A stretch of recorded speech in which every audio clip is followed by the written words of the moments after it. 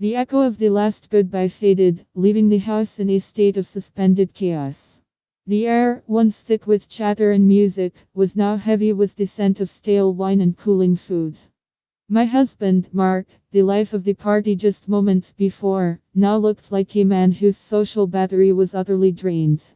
He ran a hand through his hair, surveying the landscape of dirty dishes and half-empty bottles. "Oh, well, you've got this, right?" he said, already turning toward the staircase, his words more a dismissal than a question. He gave my arm a perfunctory pat, the kind you'd give a trusted colleague, and then he was gone. I was left standing in the wreckage of our shared hospitality, utterly and completely on my own. But I wasn't. A figure stepped out from the shadows of the kitchen, and it was David, Mark's oldest friend.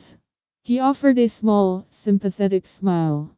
"No man left behind," he said quietly, already starting to collect a tower of discarded plates. We fell into a silent, effortless partnership. I loaded the dishwasher, he cleared the tables. He gathered recyclables, I wiped down the sticky countertops.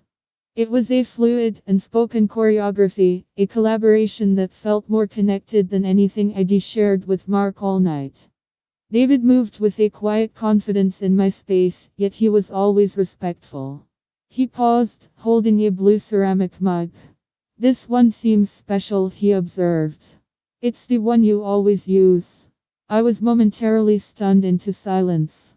It was a simple, chipped mug, a private comfort Mark had never once commented on. "It is," I finally managed to say. He nodded, setting it aside carefully by the sink, away from the others. He just helped me clean my house, he had seen a small, hidden piece of me. The playlist we'd forgotten to turn off transitioned into a spare, haunting piano piece. The atmosphere in the kitchen shifted with it, growing dense with unspoken things. "Are you ever just playing a part?" David asked, his voice low, his focus still on the counter he was wiping. The question was so direct it stole the air from my lungs. It was the question I lived with every single day. Before I could form an answer, a sleek wine glass slipped through my wet fingers. It didn't just break, it exploded on the tiles with a piercing sound that felt like a scream. We both froze, the spell of our quiet work shattered. "I'll get it," we both said at the same time. We knelt on the floor, our faces close, the world shrinking to that small patch of shattered green glass. As I reached for a large shard, his hand covered mine, not to stop me, but simply resting there. A low hum of electricity jolted through me, sharp and undeniable. I pulled my hand back, my heart suddenly a wild thing in my chest. We abandoned the mess on the floor and found ourselves seated across from each other at the kitchen island. The single overhead light cast long shadows, isolating us in the cavernous, dark house. David broke the silence first, his gaze steady and serious. "I'm sorry," he began, "but I have to say this. He doesn't see you, Claire."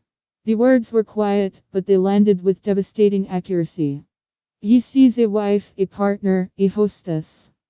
But he doesn't see the way you tilt your head when you're tending to your roses, or how you get lost in a book with that little frown of concentration. He doesn't see that." He took a breath, and his next words were almost a whisper. "But it's all I see. I've always seen it." A hot tear escaped and traced a path down my cheek. It wasn't a proposition, it was a confession. It was the most profound act of recognition I had experienced in years. The air between us was thick with possibility, a silent invitation to close the distance. I saw him wrestle with it, the tension in his jaw, the deep sigh. Then, with a strength that felt more like a sacrifice, he pushed his chair back. He drew a line not of rejection, but of respect. "I should let you get some rest," he said, his voice strained. He walked to the door and paused. "Take care of yourself, Claire." I listened to the sound of his car engine until it was swallowed by the night. I stood motionless in my kitchen, which was now immaculate. Every surface gleamed, every glass was in its place. The room was orderly, a stark contrast to the beautiful, chaotic mess he had unearthed inside of me. Nothing had happened. No lines were crossed, no vase broken. And yet, everything had changed. He hadn't come to start a fire, he had simply knelt in the dark and reminded me that I was not made of ash. He had seen me. And in that one act of seeing, he had given me back to myself.